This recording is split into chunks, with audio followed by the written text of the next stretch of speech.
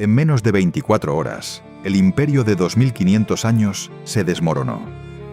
El 11 de febrero de 1979, el ejército declaró su neutralidad y el régimen del Shah se evaporó. Desde el exilio, el ayatolá Jomeini tomó el control sin un solo disparo. Este colapso fue el punto final de una cadena de violencia acumulada. La modernización forzada del Shah había alienado a las masas, mientras su policía secreta, la Sabak, sembraba el terror. En 1978, el incendio del Cinema Rex, con más de 470 víctimas, encendió la mecha. Luego llegó el Viernes Negro. La matanza de manifestantes por el ejército quebró la moral de las tropas y aceleró la revuelta imparable. ¿Cómo perdió su trono, en meses, un monarca respaldado por Estados Unidos? ¿Por qué un líder religioso exiliado unificó a un país fracturado? ¿Fue la toma de la embajada estadounidense el verdadero objetivo final de la revolución?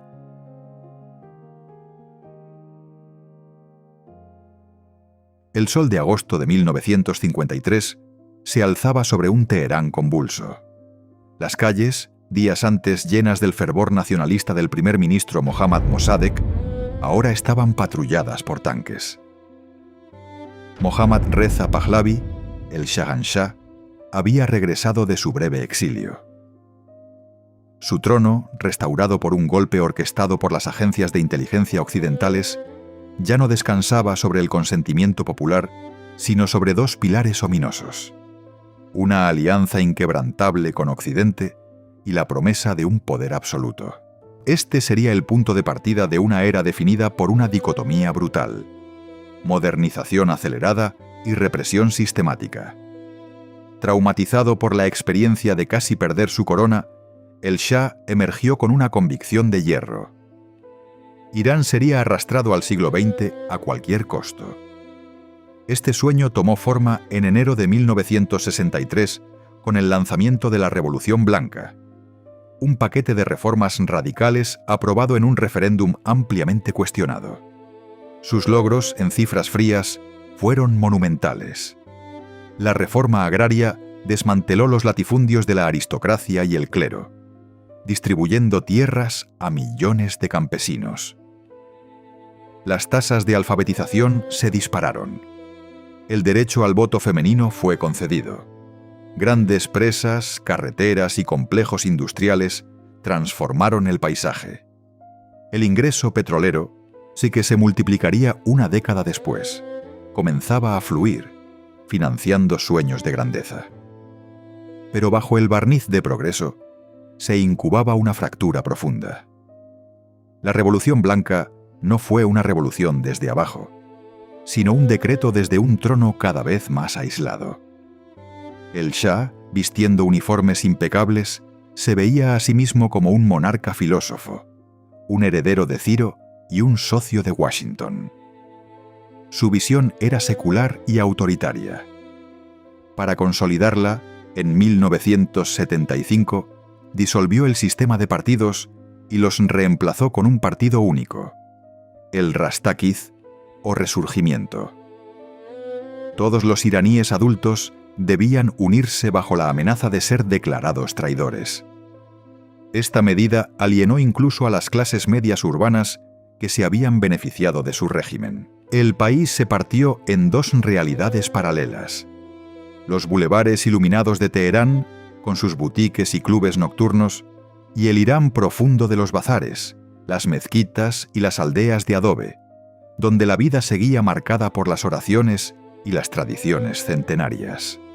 Para cerrar esta brecha, el Shah no confió en la persuasión, sino en el miedo. Su instrumento fue la Sabak, la Organización de Inteligencia y Seguridad Nacional, fundada en 1957 con entrenamiento de agencias occidentales. Evolucionó de un servicio de inteligencia a una policía política omnipresente, con una red de informantes que penetraba universidades, fábricas y hasta familias. Sus métodos de interrogatorio se convirtieron en una leyenda negra diseñada para romper cuerpo y espíritu. Los testimonios de supervivientes detallan una liturgia del horror. la célula de la pizza, la sartén eléctrica, la extracción de uñas y la tortura de la falanga. Las cárceles, como la infame Evin, se llenaron de intelectuales, estudiantes, comunistas y cada vez más clérigos y activistas religiosos. El régimen documentaba meticulosamente esta represión. Los archivos de la SAVAK revelan un Estado obsesionado con el control. Pero su error de cálculo fatal fue subestimar la infraestructura de la oposición. Mientras podían allanar un apartamento, no podían disolver la red de mezquitas y escuelas religiosas. Estos lugares sagrados, especialmente después del anochecer, se convirtieron en los únicos espacios de relativa libertad. El bazar, la columna vertebral económica tradicional, financiaba a los clérigos. Y fue desde este santuario que un anciano ayatolá, en el exilio, Ruhollah Jomeini, lanzaba sus sermones en casetes que eran contrabandeados y reproducidos en cada rincón. Jomeini no atacaba solo la tiranía del Shah, atacaba la esencia misma de su proyecto, la occidentosis, una enfermedad espiritual que, según él, corroía los valores islámicos. Para mediados de los años 70, la riqueza petrolera había exacerbado las contradicciones. La inflación galopante devoraba los salarios, mientras una élite reducida derrochaba en lujos obscenos. La corrupción era descarada. El Shah, diagnosticado con cáncer, se volvió más paranoico y distante. Las protestas esporádicas eran aplastadas, pero cada funeral de un manifestante se convertía en una nueva movilización, más grande. La modernización había creado una generación de jóvenes educados, pero sin oportunidades políticas, y una masa de campesinos desplazados que vivían en cinturones de miseria, añorando las certezas de su vida rural y religiosa. Así, para 1977, el rey modernizador presidía sobre un polvorín. Había construido autopistas, pero no canales de participación política. Había creado una clase media, pero le había negado una voz. Había armado a sus fuerzas con la tecnología más avanzada, pero había descuidado el corazón de su pueblo. Y había sembrado tanto miedo que cuando finalmente estallara la chispa, el resentimiento acumulado no buscaría reformas, sino una revolución total. La Revolución Blanca, con sus estadísticas impresionantes y sus contradicciones fatales, había preparado el terreno para su propia y violenta aniquilación. El escenario estaba listo para el acto final. La década de 1970 debía coronar a la dinastía Pahlavi. El embargo árabe de 1973 convirtió el petróleo en un torrente de riqueza sin precedentes, cuadruplicando su precio y disparando los ingresos iraníes de 4.000 a más de 20.000 millones de dólares en apenas 2 años. Teherán se transformó en un frenesí de acero y cristal. Rascacielos espejados, bulevares repletos de boutiques parisinas y automóviles italianos. Una élite occidentalizada que creía vivir el amanecer de la gran civilización, prometida por el Shah. Pero aquella prosperidad era un espejismo de cimientos podridos. La riqueza no se filtró. Se acumuló en los bolsillos de una camarilla reducida. La familia real, los magnates cortesanos y los altos mandos ávidos de armamento. La corrupción era el mecanismo operativo del sistema. Contratos faraónicos se adjudicaban sin licitación a consorcios controlados por la corte, mientras la opaca Fundación Pahlavi actuaba como un Estado dentro del Estado, absorbiendo beneficios.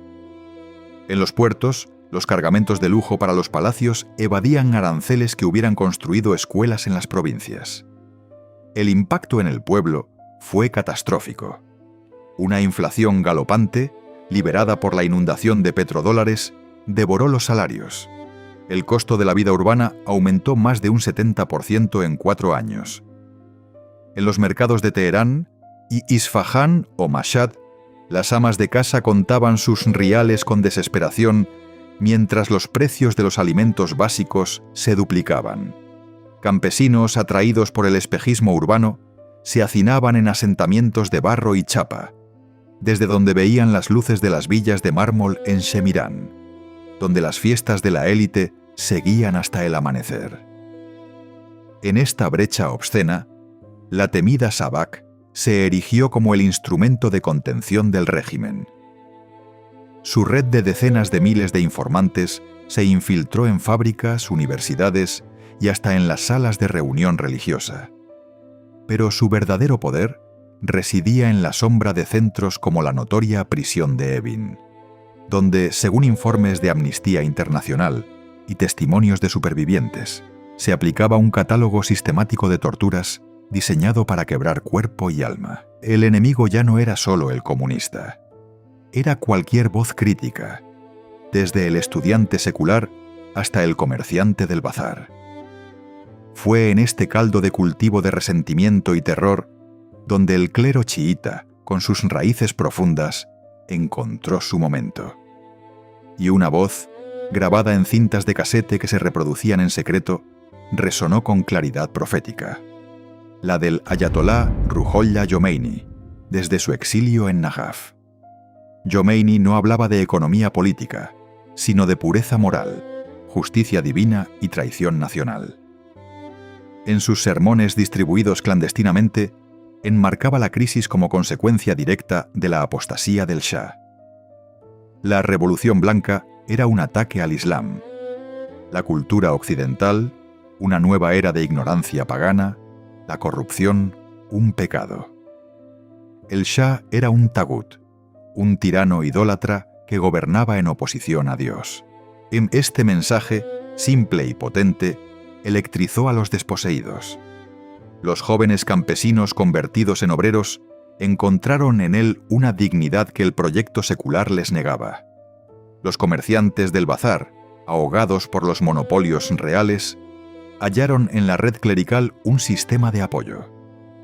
Las mezquitas se convirtieron en los únicos espacios donde la crítica podía articularse, velada en sermones sobre la justicia del Imam Ali. Cada arresto de un clérigo no sofocaba el fuego, sino que lo avivaba, transformando religiosos en mártires. A mediados de la década, las grietas eran ya fisuras visibles. En 1975, el Shah, en un acto de arrogancia monumental, disolvió el sistema bipartidista ficticio y creó el partido único Rastajid. Declaró que todo iraní debía unirse a él. A quien se negara era un traidor, que debe ir a la cárcel o abandonar el país. Esta movida alienó a los últimos vestigios de oposición legal, empujándolos hacia el único refugio que quedaba: la mezquita. La economía comenzaba a sobrecalentarse. Los proyectos faraónicos se atascaban y la deuda crecía. Y en las calles el malestar hervía. En Qom, ese mismo año, una manifestación de seminaristas que protestaba por un artículo difamatorio contra Jomeini fue disparada, dejando muertos. Fue la primera chispa de un ciclo de protestas y duelos que 40 días después se repetiría en otra ciudad, según la tradición chiita de conmemorar a los fallecidos. El régimen, embriagado por su poderío militar, no quiso ver que el suelo bajo el trono del pavo real se convertía en arena movediza. La tormenta perfecta se gestaba. Crisis económica, represión brutal y una alternativa ideológica lista, esperando en el exilio. Los años de 1970 a 1977 no fueron de calma, sino el lento, inexorable, cargar de una tensión que solo aguardaba un detonante para hacer saltar por los aires el mundo construido por el Shah. El invierno de 1978 cubría de frío la ciudad sagrada de Qom, pero el aire estaba cargado con un resentimiento que había fermentado durante años. El 7 de enero, un artículo del diario estatal Etelaat, inspirado por la corte, cruzó una línea que el régimen no comprendió. Al calumniar al exiliado Ayatolá Jomeini como un agente colonial y un poeta borracho, la chispa cayó sobre la pradera seca. Al día siguiente, los talabé del seminario salieron a protestar pacíficamente. La respuesta siguió el manual de la SAVAK. Fuerzas de seguridad y agents provocateurs cargaron contra ellos. Los informes, luego suprimidos, hablan de al menos una docena de muertos, quizás muchos más. Los cuerpos fueron retirados con rapidez, pero la sangre en el pavimento se convirtió en el primer eslabón de una cadena mortal. En la teología política chiita, el martirio no es un final, es un catalizador. 40 días después, según la tradición de Arba'ín, se celebraron ceremonias conmemorativas. El 18 de febrero, en Tabriz, esas ceremonias se transformaron en una insurrección urbana. Multitudes de trabajadores, comerciantes y jóvenes desempleados, no solo clérigos, tomaron el centro de la ciudad e atacaron símbolos del régimen: bancos, oficinas del partido Rastakiz, cines que representaban la decadencia occidental. Esta vez, la respuesta fue aún más feroz. Se desplegaron tanques y helicópteros de combate. Las cifras oficiales hablaron de una docena de muertos. Los testigos clandestinos contaron centenares. El ciclo estaba ahora perfectamente sincronizado. Represión, martirio, conmemoración, protesta ampliada. Un péndulo de violencia que ganaba amplitud con cada oscilación. La primavera y el verano fueron una caldera a presión. Las protestas se extendieron a Isfahán, Shiraz, Mashhad. La SAVAK, experta en desmantelar células clandestinas, se encontraba impotente ante un movimiento que se organizaba en el espacio abierto y sagrado de las mezquitas. Los casetes con sermones de Jomeini, contrabandeados desde su exilio en Francia, circulaban de mano en mano. Su mensaje era simple y poderoso. El Shah era un tirano ilegítimo, un agente del Shaitán Ebozorg, Estados Unidos. Mientras, en los palacios del norte de Teherán, el Shah, ya consumido por el cáncer, vacilaba. Ordenaba una liberalización, luego autorizaba una represión. Su aliado, el presidente Jimmy Carter, lo presionaba por los derechos humanos con una mano, mientras con la otra aseguraba el flujo de inteligencia y apoyo militar. Esta vacilación en la cúspide fue interpretada en las calles como debilidad. Entonces, el 19 de agosto, el infierno literal visitó la ciudad petrolera de Abadán. El Cinema Rex, que proyectaba una película popular, fue consumido por las llamas en minutos. Las puertas, según sobrevivientes e investigaciones posteriores, habían sido cerradas con candado desde el exterior. 470 personas, en su mayoría hombres y niños, murieron carbonizadas. El régimen, de forma inmediata y torpe, culpó a elementos religiosos reaccionarios. Pero la maquinaria de propaganda de la oposición y la creencia popular arraigada señalaron sin vacilar a la SAVAK. La narrativa fue letal. El régimen, para desacreditar a sus oponentes, había sacrificado a cientos de sus propios ciudadanos. Las imágenes de los cuerpos calcinados circularon en folletos clandestinos. El dolor se transformó en una rabia fría y determinada. El Cinema Rex no fue solo una tragedia. Fue, en la psique colectiva, la prueba definitiva de que el régimen era capaz de cualquier monstruosidad. La investigación oficial posterior al 79 condenaría a ejecución a varios agentes de la SAVAK por el crimen, aunque las circunstancias exactas permanecen, hasta hoy, envueltas en llamas y controversia. La conmemoración de los 40 días de la masacre de Abadán coincidió con el final del sagrado mes de Ramadán y la festividad de Eid al-Fitr. Las calles de ciudades por todo el país se llenaron de millones de personas, no para celebrar, sino para desafiar. El régimen, desesperado, impuso la ley marcial en Teherán y 11 otras ciudades. El 8 de septiembre de 1978, un día que pasaría a la historia como Yomeh Yeshia, el Viernes Negro, se escribió el capítulo más sangriento de la revolución en las calles de la capital.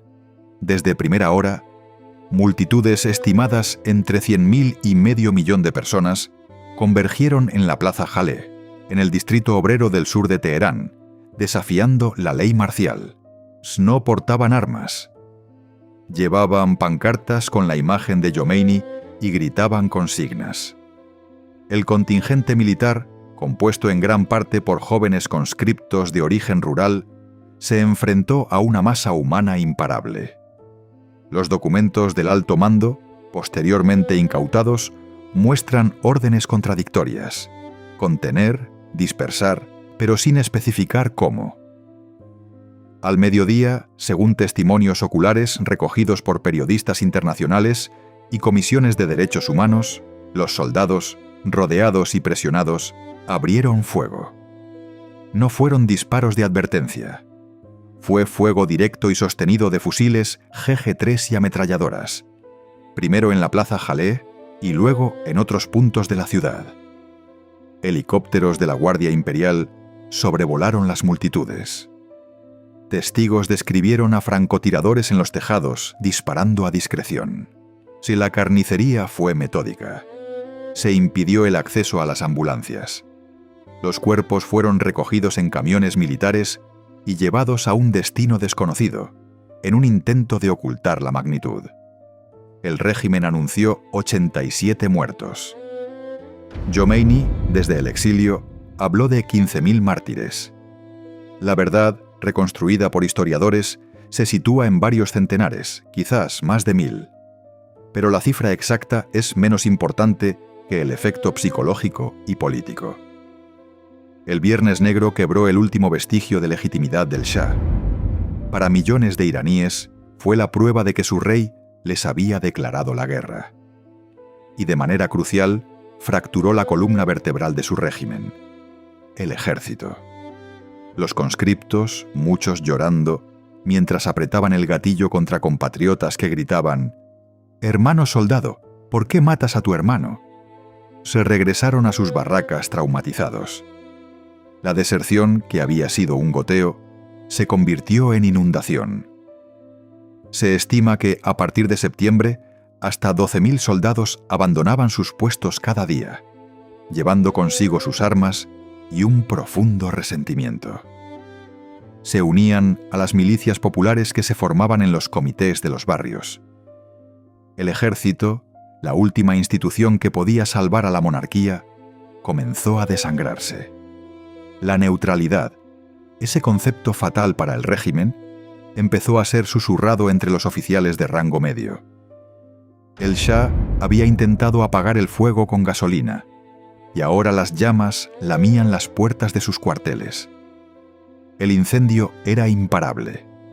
La chispa de Qom había consumido, para el otoño de 1978, cualquier posibilidad de reconciliación. La revolución ya no era una posibilidad, o era una cuestión de tiempo, y ese tiempo se medía en días. El aire en Teherán, en octubre de 1978, es espeso, una mezcla de ceniza de neumáticos quemados y el estruendo constante de gritos y disparos. Desde el lujo aislado del palacio de Niabarán, el Shah Mohammad Reza Pahlavi observa: su cáncer, un secreto de Estado, avanza tan silenciosamente como la revuelta. Los informes de la Sabak, otrora omnipotentes, son ahora un catálogo de derrota. Ciudades enteras fuera de control, oleadas de huelgas que paralizan la sangre de la economía, el petróleo. El monarca, educado en Suiza, no comprende el lenguaje de las mezquitas. Ordena una última jugada. El 2 de noviembre, nombra un gobierno militar bajo el general Gholam Reza Azari. La represión se intensifica, pero ya no es la de antes. Es caótica, desesperada. Los tanques entran en las plazas universitarias.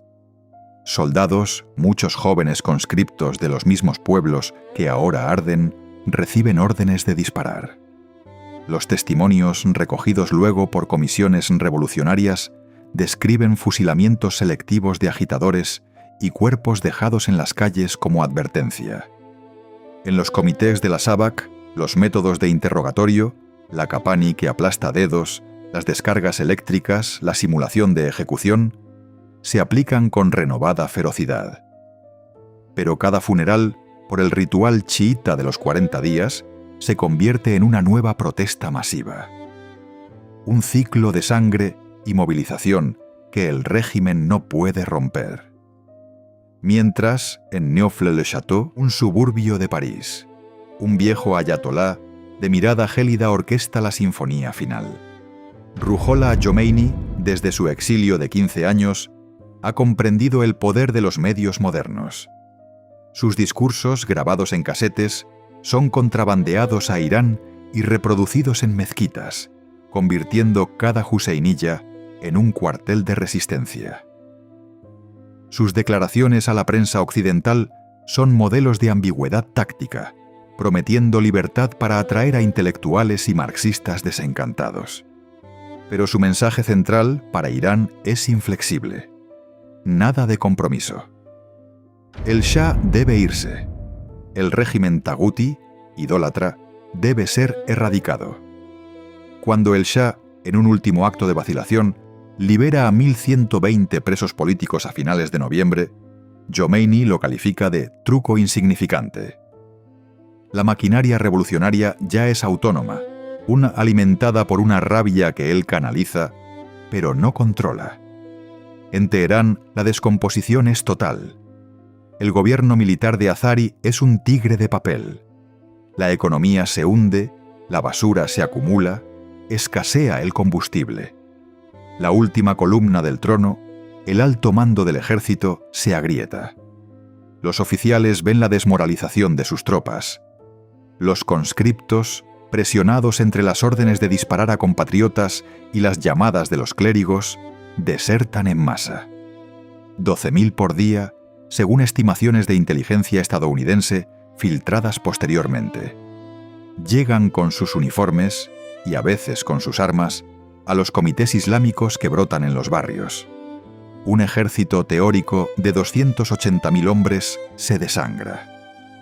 Físicamente consumido y psicológicamente agotado, el Shah toma la decisión que sella su destino. El 29 de diciembre, nombra primer ministro a Shapur Bakhtiar, un político del Frente Nacional con credenciales opositoras. Bakhtiar acepta con una condición: que el Shah abandone el país de vacaciones. Es un intento desesperado de crear un puente entre la monarquía y la revolución. Pero es un puente que nadie cruzará. Jomeini, desde París, excomulga a Bakhtiar. Aceptar un cargo bajo la constitución monárquica es apostasía. La calle lo ve como un traidor. Bakhtiar, valiente pero tragicómico en su ilusión, gobierna sobre una capital en estado de sitio, con un ejército que se desintegra y una autoridad que no traspasa los muros de su oficina. El 16 de enero de 1979 es un día de silencio extraño. El Shah, la emperatriz Farah y su séquito abandonan Niabarán. El monarca, según relatos de sus ayudantes, mira por la ventana del jet real hacia las montañas de Alborz, los ojos llenos de lágrimas. Sabe que no volverá. En Teherán, la noticia se propaga como un reguero de pólvora. Millones inundan las calles en un estallido de euforia catártica. Derriban estatuas de los Pahlavi, asaltan las oficinas de la SAVAK, linchan a algunos agentes. Es la primera ola de represalias, espontánea y brutal, que anuncia el nuevo tono de la justicia revolucionaria. El vacío de poder es absoluto. Bakhtiar intenta mantener el orden, pero su mandato se evapora hora a hora. Lo único que contiene el colapso total es la expectativa del regreso del imam. El 1 de febrero, un Boeing 747 de Air France Charter, pagado con donaciones de los fieles, aterriza en Mehrabad. Jomeini desciende, figura encorvada envuelta en una capa negra, un icono viviente. El recorrido hasta el cementerio de Behesht-e Zahra es un mar humano de varios millones. No es una bienvenida, es una canonización en vida. Allí, ante las tumbas de los mártires, Jomeini deja caer la máscara. Declara ilegítimo a Bakhtiar y anuncia su propio gobierno provisional bajo Mehdi Bazargan. La dualidad de poderes es ahora explícita y solo puede resolverse con la fuerza. Los días siguientes son un tira y afloja caótico. Bakhtiar ordena el cierre del aeropuerto y es ignorado. El punto de ignición final estalla entre el 9 y el 11 de febrero. En el cuartel de la Fuerza Aérea, en el sur de Teherán, los somafares, cadetes y técnicos simpatizantes de Jomeini, se enfrentan a la Guardia Imperial Javidán, los inmortales leales al Shah. Se desata una batalla campal. Revolucionarios asaltan armerías y distribuyen rifles. Barrios enteros se convierten en fortalezas. La decisión crítica llega en la mañana del 11 de febrero. El alto mando militar, reunido en el Estado Mayor, evalúa informes desastrosos. Deserciones masivas, unidades que se niegan a combatir, arsenales capturados. Temen la desintegración total de la nación. A las 10, un general pálido lee un comunicado escueto en la radio estatal. En vista de la situación actual, y para evitar un mayor derramamiento de sangre y anarquía, el ejército anuncia su neutralidad en los conflictos políticos. La palabra neutralidad es un eufemismo histórico. Es la rendición. El efecto es instantáneo y absoluto. Como un castillo de naipes, el régimen de Bakhtiar deja de existir. En horas, los cuarteles son tomados. Los soldados fraternizan con insurgentes. Colocan flores en los cañones de sus tanques. Los últimos bastiones de la Guardia Imperial caen tras breves y sangrientos combates. Bakhtiar, comprendiendo que todo ha terminado, se esconde. Escapará semanas después, disfrazado hacia el exilio. Para la tarde del 11 de febrero de 1979, el poder yace en las calles. Solo una mano, la del anciano en Qom, está dispuesta y preparada para recogerlo. La revolución ha ganado. La República Islámica nacerá sobre las ruinas humeantes de la monarquía y los cuerpos de quienes cayeron en esos días finales de invierno. El aire en Teherán, a mediados de febrero de 1979, ya aún carga el olor metálico de la pólvora, pero el clamor en las calles ha mutado. El grito unificador de «Muerte al Shah» ha sido reemplazado por un nuevo y ominoso estribillo. Mark Bar Monafekin, muerte a los hipócritas. La revolución ha conquistado el poder y ahora libra la batalla por su alma en el sangriento laboratorio de su justicia. En el vacío dejado por el monarca huido y antes de la plena instauración teocrática, los cimientos de la República Islámica se escriben con ejecuciones sumarias. La ley ha sido suspendida. En su lugar gobiernan los comités revolucionarios de jóvenes militantes armados con fusiles Kalashnikov y una fe absoluta en el imam. La primera institución del nuevo Estado no será un ministerio, sino un patíbulo. Tras la victoria del 11 de febrero, las prisiones se abarrotan con los rostros del antiguo régimen.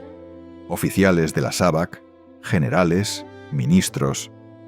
Los interrogatorios, celebrados en garajes y sótanos requisados, no siguen procedimiento legal alguno.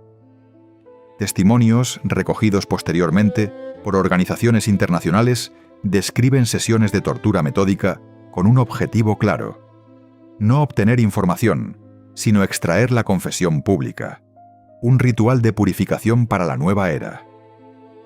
Estas confesiones, filmadas y transmitidas por la televisión estatal, se convierten en el espectáculo fundacional de la República. El verdugo encapuchado se transforma en una figura tan familiar como el ayatolá en la pantalla. El acto más simbólico de esta purga es el juicio del antiguo primer ministro Amir Abbas Jobeida. Su proceso, un celebrado ante un tribunal revolucionario islámico, presidido por el clérigo Sadegh Khalkhali, ya conocido como el juez de la horca. Es el modelo definitivo. No hay defensa ni apelación. La acusación es vagamente teológica. Corrupción en la tierra, guerra contra Dios. Jobeida, con su impecable traje occidental y su bigote fino, es la encarnación física del régimen derrocado. Su ejecución, con un tiro en la nuca en la azotea de la escuela Refah, es fotografiada y publicada en todos los periódicos. No es un acto secreto, sino un mensaje televisado. El pasado ha sido físicamente eliminado. Los archivos oficiales guardan esas fotografías como la partida de nacimiento de una nueva justicia. Mientras Jobeida cae, la violencia espontánea de los comités se institucionaliza. Por decreto de Jomeini, el 5 de mayo, nace el Sepa-e-Pasdaran e-Enkelab-e-Islami, los guardianes de la Revolución Islámica. Su mandato es proteger la revolución, pero su función práctica es heredar y sistematizar el terror. Con lealtad directa al líder supremo y dotados de una prisión propia, la infame Evin, que pronto superará en horror a las instalaciones de la Sabak, sus métodos beben directamente de los manuales de la organización que suplantan, pero con una justificación ideológica renovada. Un exguardián lo resumiría años después. Nos enseñaron que eliminar al enemigo, al corruptor en la tierra, era un deber religioso, como la oración. Paralelamente, en las provincias de Kurdistán y Juzestán, donde movimientos separatistas o de izquierda desafían el dominio central, la represión escala a masacre abierta. En Sanandaj, en agosto, fuerzas de los Pasdarán y milicias hezbollaíes atacan barrios controlados por el Partido Demócrata de Kurdistán. Informes de observadores internacionales hablan de ejecuciones sumarias en plazas públicas y cuerpos colgando de grúas como advertencia. Las cifras, como en el Viernes Negro, se disputan: decenas para el gobierno, miles para los kurdos. La evidencia forense de fosas comunes descubiertas años después confirmaría el uso sistemático de pelotones de fusilamiento y entierros en masa. No eran represalias caóticas, sino operaciones de terror ejemplarizante para aplastar cualquier disidencia. En medio del torbellino, el gobierno provisional de Mehdi Bazargan se debate, impotente. Sus decretos son ignorados, sus ministros abucheados. Bazargan, un nacionalista liberal que creía en el Estado de Derecho, se choca con la única ley del nuevo Estado: la voluntad del faqih, el jurista islámico. Su frágil diálogo con Washington se pulveriza con la toma de la embajada estadounidense en noviembre. Su dimisión no es solo política, es la derrota definitiva de la moderación. El camino queda despejado para que los tribunales de Khalkhali amplíen su definición de enemigo de Dios.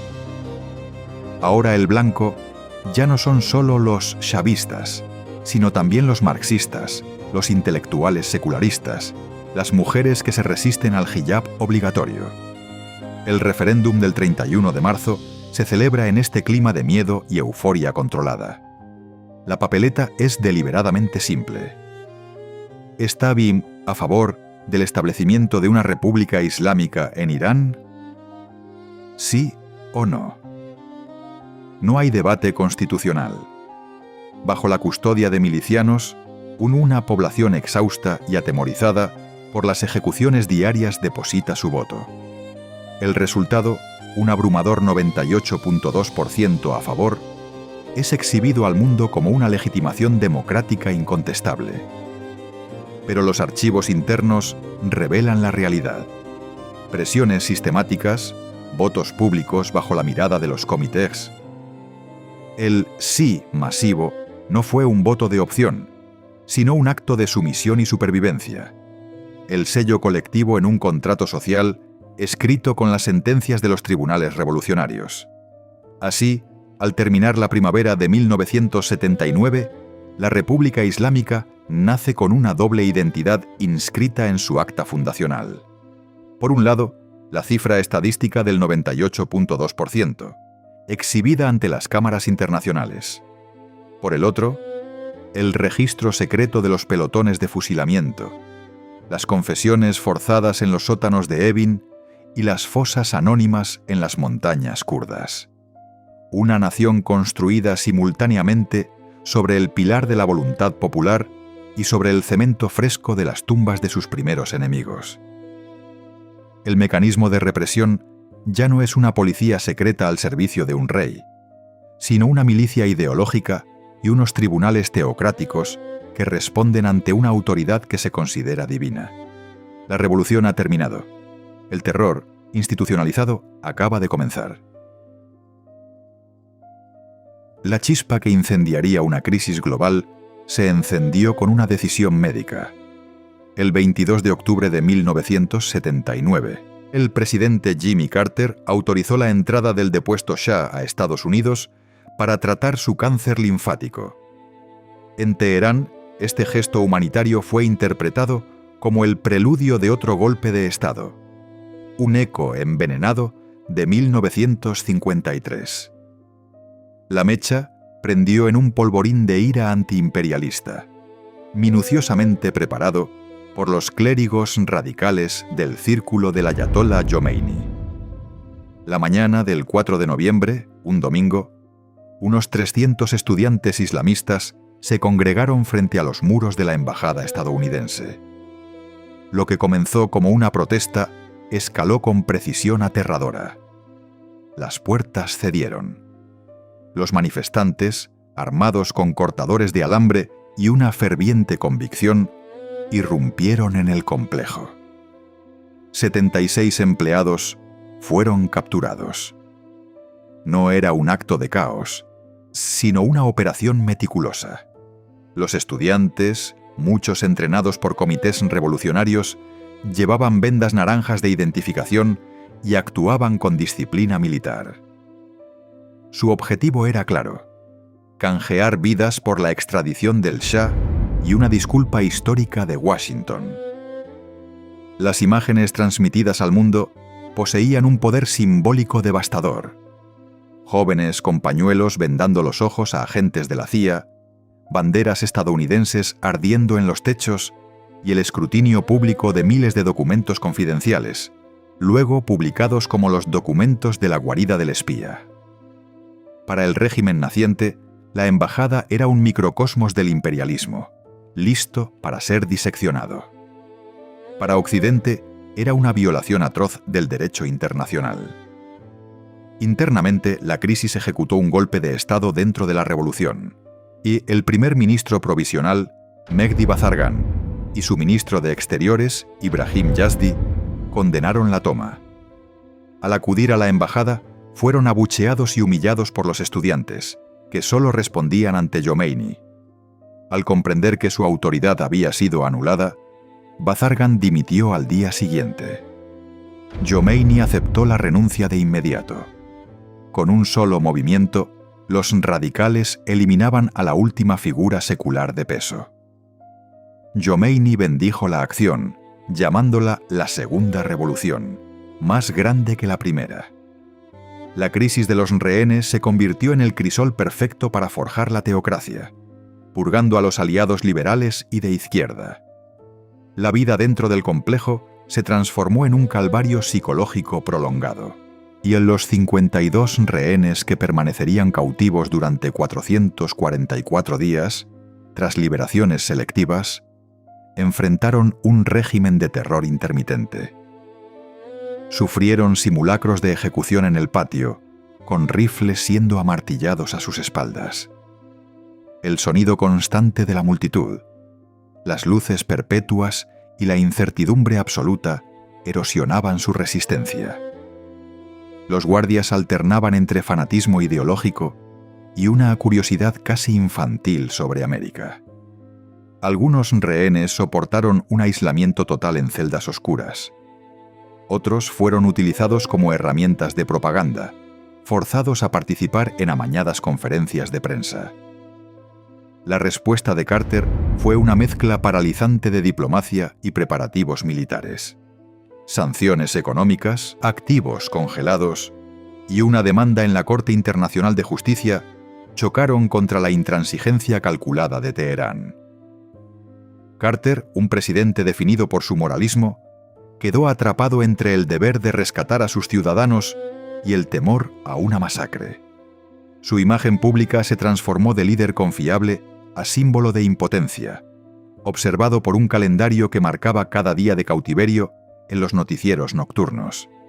La presión dio a luz a la Operación Eagle Claw, una misión de rescate de audacia temeraria. Helicópteros RH-53 despegarían del USS Nimitz para encontrarse con aviones C-130 en un punto remoto del desierto iraní, llamado Desert One. Tras reabastecerse, asaltarían la embajada al anochecer siguiente. En la noche del 24 al 25 de abril de 1980, la operación se desmoronó desde el inicio. Los helicópteros se adentraron en una habub, una tormenta de arena de densidad extrema. La navegación se hizo imposible. Las fallas mecánicas fueron letales. De los 8 helicópteros, 1 abortó. Otro fue abandonado en el desierto y un tercero regresó al portaaviones. Al llegar a Desert One, solo quedaban 6, el mínimo absoluto para continuar. Cuando ya se había tomado la decisión de abortar, la tragedia se materializó. En la oscuridad, un helicóptero se estrelló contra un C-130. Una bola de fuego iluminó el desierto, matando a 8 militares estadounidenses. La fuerza evacuó apresuradamente, abandonando helicópteros intactos, documentos clasificados y los cuerpos de sus compañeros. Las consecuencias fueron catastróficas. Militarmente, fue una humillación que expuso las limitaciones de Estados Unidos post-Vietnam. Políticamente, destruyó la credibilidad de Carter, sellando su derrota frente a Ronald Reagan en noviembre de 1980. Para los rehenes, significó la pérdida de toda esperanza y meses adicionales de cautiverio, sabiendo que su gobierno había fallado. Para Irán fue un regalo propagandístico. Exhibieron los restos carbonizados como trofeos del gran Satán derrotado. La resolución llegó en los minutos finales de la presidencia de Carter, tras una agónica negociación mediada por Argelia. Los acuerdos de Argel, firmados el 19 de enero de 1981, desbloquearon cerca de $8.000 millones en activos iraníes. A cambio, Irán liberaría a los rehenes. El momento fue deliberadamente cruel. El avión despegó de Teherán minutos después de que Ronald Reagan jurara como presidente, el 20 de enero. Era el último y más profundo desaire. Los 444 días de cautiverio cambiaron el mundo. Consolidaron irreversiblemente la revolución islámica, purgando a los moderados y erigiendo un Estado teocrático. Abrieron una herida duradera en la psique estadounidense, alimentando una desconfianza que definiría décadas de política exterior. Y demostraron, de manera cruda, que en la nueva era, militantes armados con ideología y cintas de vídeo podían humillar a una superpotencia, reescribiendo las reglas del conflicto internacional. Las sombras de aquellos días se extenderían largamente, definiendo una enemistad que se convertiría en uno de los ejes centrales de la geopolítica del siglo XXI. El sueño modernizador del Shah, con sus autopistas relucientes y universidades secularizadas, fue barrido por un vendaval de fervor religioso. Pero cuando el polvo de la revolución comenzó a asentarse, una pregunta crucial pendía sobre los escombros. ¿Qué se construiría en su lugar? La respuesta, tallada en sentencias judiciales y paredes de ejecución, daría forma a un orden de ferocidad doctrinal sin precedentes. No sería un simple cambio de gobierno, sino una ingeniería social total, una teocracia revolucionaria cuyo nacimiento se selló con una purga sistemática. Y el mecanismo de fundación fueron los comités revolucionarios y los tribunales islámicos emergentes. Inmediatamente después del colapso del Estado Pahlavi, incluso antes de una constitución, comenzó la caza. No se necesitó una Sabak. La denuncia popular y las milicias de base, los hezbollaíes, llenaron las cárceles. Los primeros en rendir cuentas fueron los altos funcionarios del Shah. El general Nematollah Nasiri, jefe de la Sabak, fue ejecutado por un pelotón de fusilamiento en los terrenos de la prisión de Evin en febrero de 1979. Las imágenes, difundidas ampliamente, mostraban a hombres con los ojos vendados, atados a postes. Pero el objetivo pronto se amplió. Entre la primavera y el otoño de 1981, la maquinaria judicial revolucionaria, ya formalizada pero operando fuera de cualquier marco legal internacional, se volvió hacia una categoría más amplia: los enemigos de Dios, Mohareb. Esto incluía no solo a monárquicos, sino a militantes de izquierda como los Mujahidin e Khalq, Mekki, y a grupos étnicos separatistas. Las ejecuciones masivas en Evin y en la notoria Gohardasht alcanzaron un pico aterrador. Testimonios de sobrevivientes describen celdas abarrotadas, interrogatorios con tortura sistemática, palizas, simulacros de ejecución, violaciones y juicios sumarísimos que duraban minutos. Los acusados a menudo no tenían abogado. Las confesiones, extraídas bajo tortura, eran la principal evidencia. Los métodos de ejecución variaban: fusilamiento, ahorcamiento público con grúas en plazas de la ciudad, una imagen para el máximo impacto disuasorio, y, según relatos, el lanzamientos en masa desde helicópteros en el desierto. Las estimaciones del número de ejecutados políticos entre 1979 y 1981 varían, pero los informes más conservadores hablan de varios miles. Cada muerte certificaba el nuevo principio de soberanía. La ley no emanaba del pueblo, sino de la interpretación clerical de la voluntad divina. Este terror fundacional tuvo un propósito geopolítico inmediato. La crisis de los rehenes, que duró 444 días, no fue un mero acto de venganza. Fue el crisol donde se forjó la identidad antioccidental del régimen y se eliminó a la oposición interna moderada. Mientras las cámaras del mundo enfocaban la embajada en Teherán, las purgas en la sombra continuaban sin pausa. El primer ministro provisional Mehdi Bazargan, un nacionalista liberal, renunció en noviembre de 1979, impotente ante el poder de los comités controlados por clérigos. Su partido fue desmantelado. La toma de rehenes proporcionó a los radicales una causa movilizadora que permitió marginar cualquier voz que abogara por la normalización con Occidente. La revolución necesitaba un enemigo externo para consolidarse internamente. Y Estados Unidos, el gran Satán, cumplió a la perfección ese papel. El fracaso de la operación Eagle Claw en abril de 1980 fue interpretado como una intervención divina, reforzando la narrativa de una protección celestial. La consolidación final del poder teocrático coincidió con un conflicto externo catastrófico: la guerra Irán-Irak. El ataque de Saddam Hussein en septiembre de 1980 fue percibido en Teherán como una extensión de la conspiración occidental para destruir la revolución. El conflicto se convirtió en una herramienta de control social y purificación ideológica sin igual.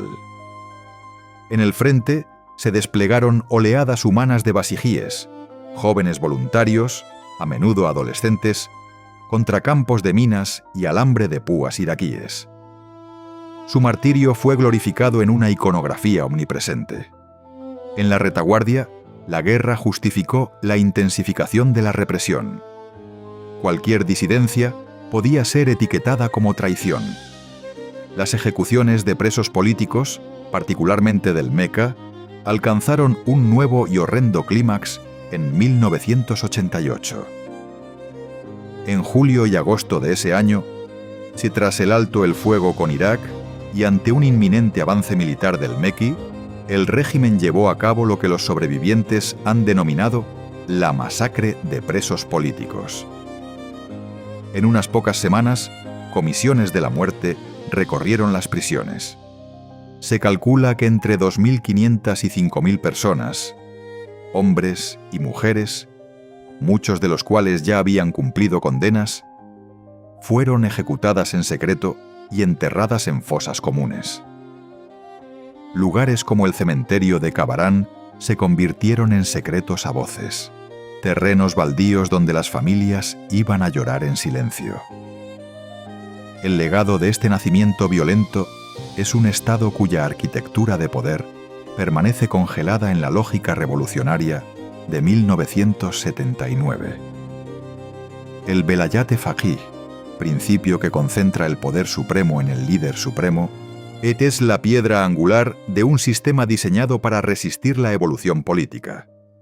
Los guardianes de la revolución, nacidos como milicia leal, se han convertido en un colosal conglomerado económico y militar, los custodios armados de la ideología del régimen.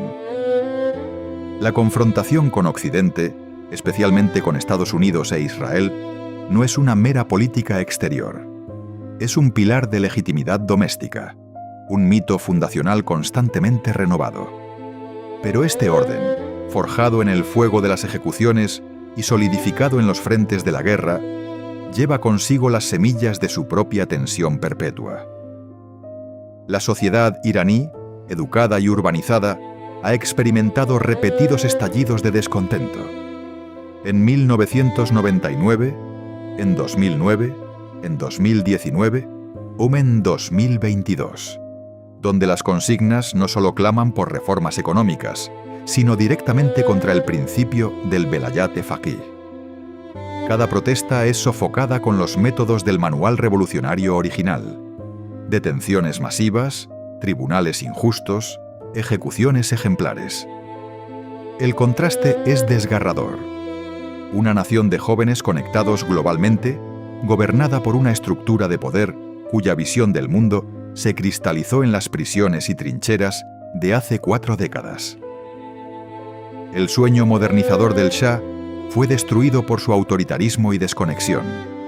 La República Islámica ha perpetuado un autoritarismo de distinto signo, uno que encuentra su última justificación no en el progreso, sino en una interpretación inmutable de la voluntad celestial, sellada con la sangre de sus primeros y más numerosos críticos. El nuevo orden, por tanto, no es un punto final, sino un ciclo inacabado de revolución, represión y resistencia, cuyo eco sigue resonando en cada rincón de la compleja y dolida identidad de Irán.